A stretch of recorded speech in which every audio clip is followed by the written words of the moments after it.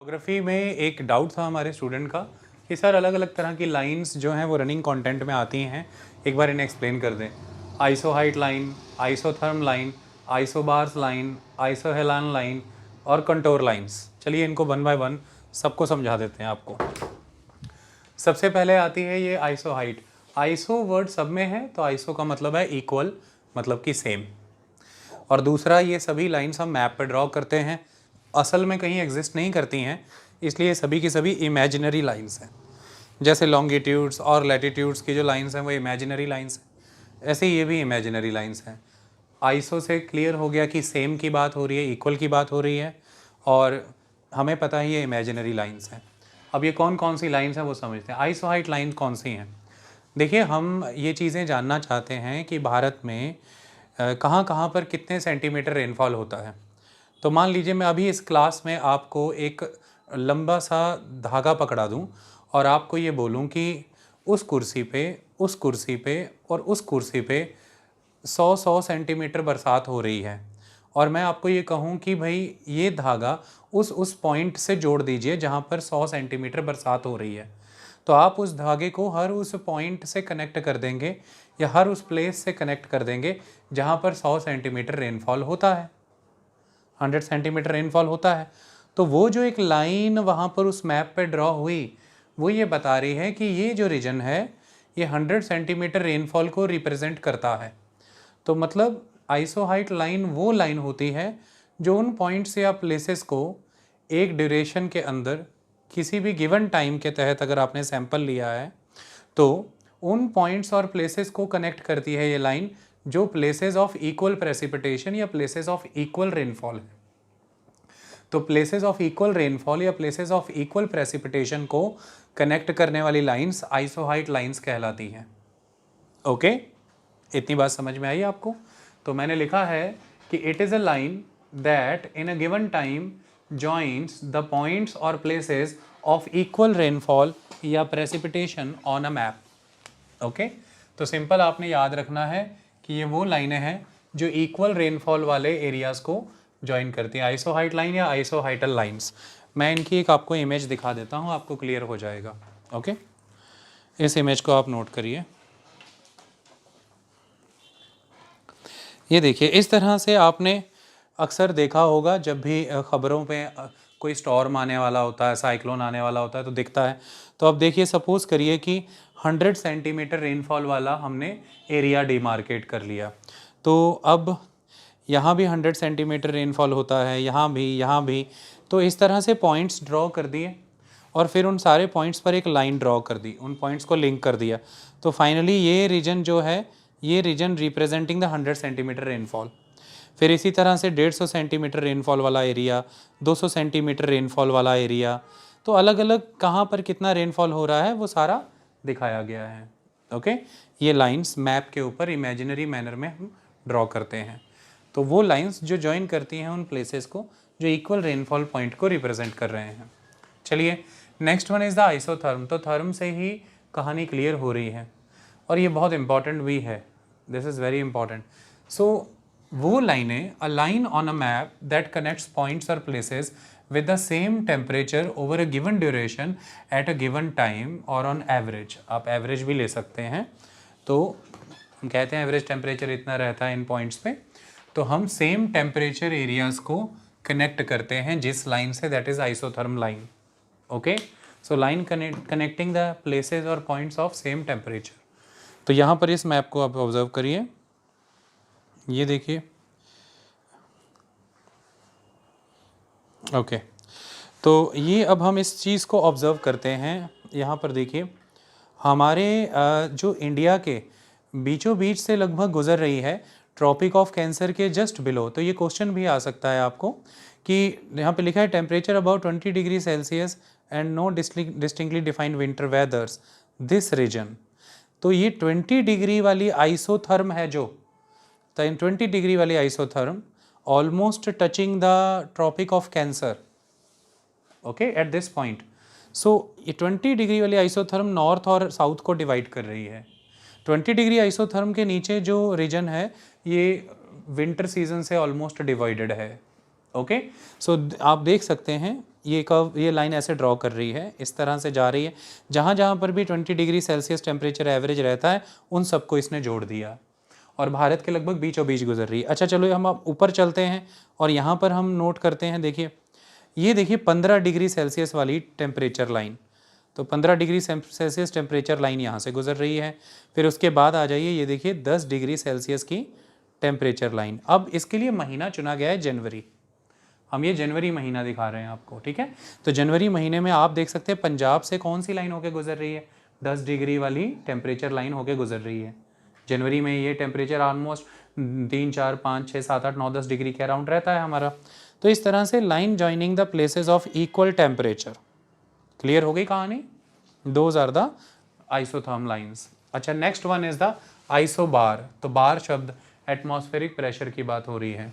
So a line on a map that connects points or places at a given time with the same atmospheric pressure over a given duration. तो ये वो line है जो same atmospheric pressure वाले areas को connect करती है। इसके तहत पर हम इसी के तहत हम अर्थ की प्रेशर बेल्ट्स को डिफाइन करते हैं। High pressure, low pressure belts हमारे सामने एग्जिस्ट कर रही हैं और वो मैं आपको दिखा देता हूँ। आप देखिए, देखिए इसी तरह से ना, ये पोलर हाई प्रेशर बेल्ट है, ये सब पोलर लो प्रेशर बेल्ट है, ये mid latitude high pressure belt है और ये इक्वेटोरियल लो प्रेशर बेल्ट है। हम ऐसे ही बेल्ट्स बनाते हैं। तो उसको यहाँ पर अब आपको ऑब्जर्व करना है। देखिए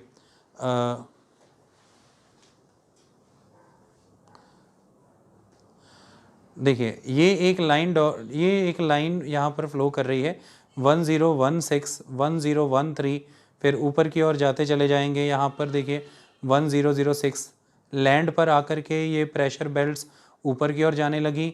ओशियन में ये यहाँ पर आप देख सकते हैं कि इस तरह से इस पर्टिकुलर ओशियन रीजन में प्रेशर वेरिएशन आपको नहीं देखने को मिल रहा है। ये बहुत ही लीनियर है और ऑर्गेनाइजेशन इनकी बहुत ही इक्वल डिस्टेंस पे है। क्यों? क्योंकि इस पूरे रीजन में लैंड नहीं आ रहा है, और लैंड नहीं आ रहा है तो इस वजह से लैंड और वाटर के बीच में जो टेम्परेचर डिफरेंस आता है वो टेम्परेचर डिफरेंस नहीं आ रहा है, और इसकी वजह से टेम्परेचर की वजह से जो एटमॉस्फेरिक प्रेशर डिफरेंस आना चाहिए वो नहीं आ रहा है। इसकी वजह से स्ट्रेट रन कर रही हैं, ठीक है।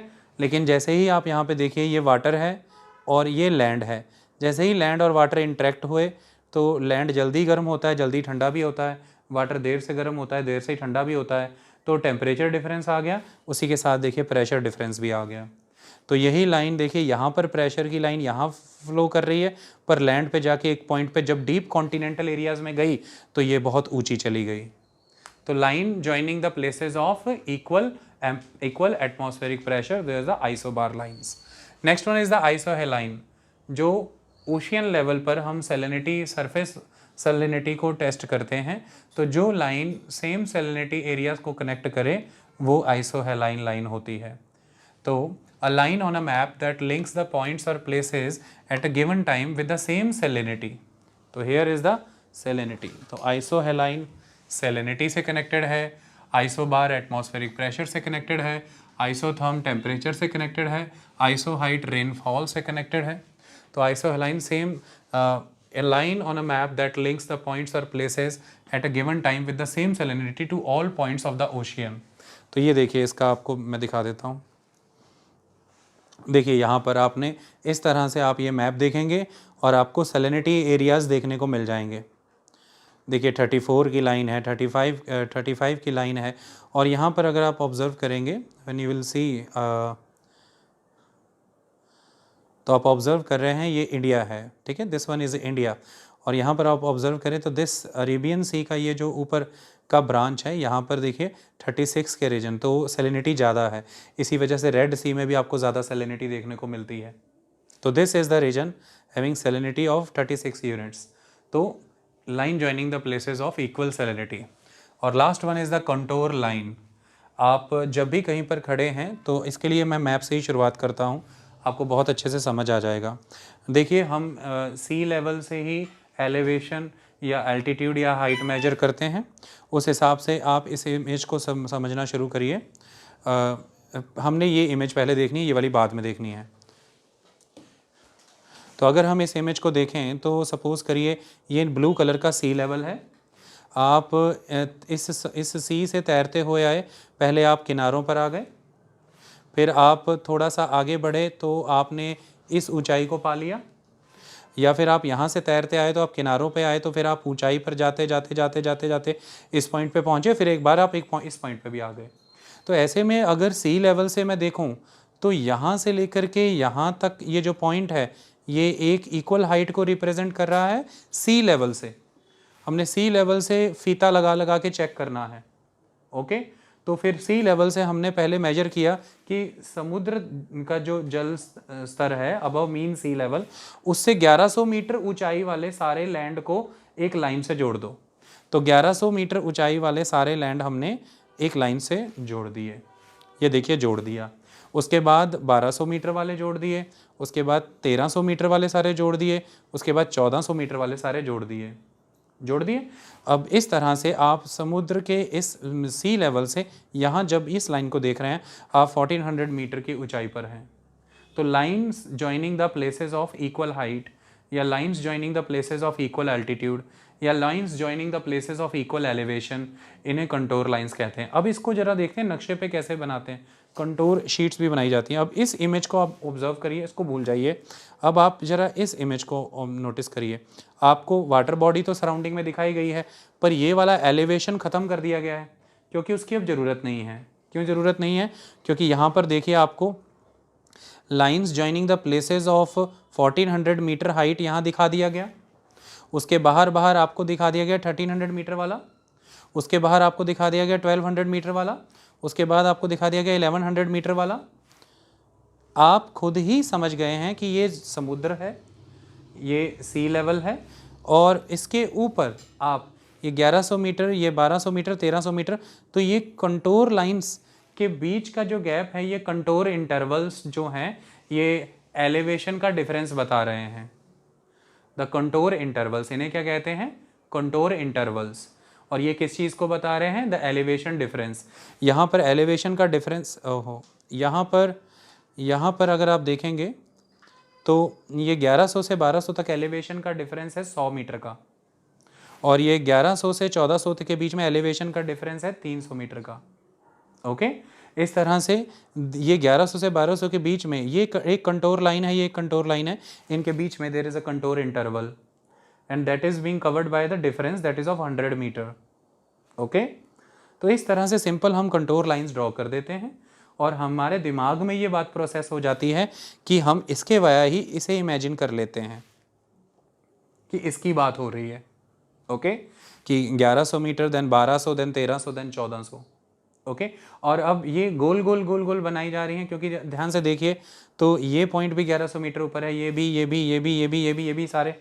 और ये जो अगर फिगर की मैं बात करूँगा यहाँ पर, तो ये फिगर जो है, जो एलिवेशन जिस चीज़ का है वो इसकी तरह से होगी, ढक्कन की तरह।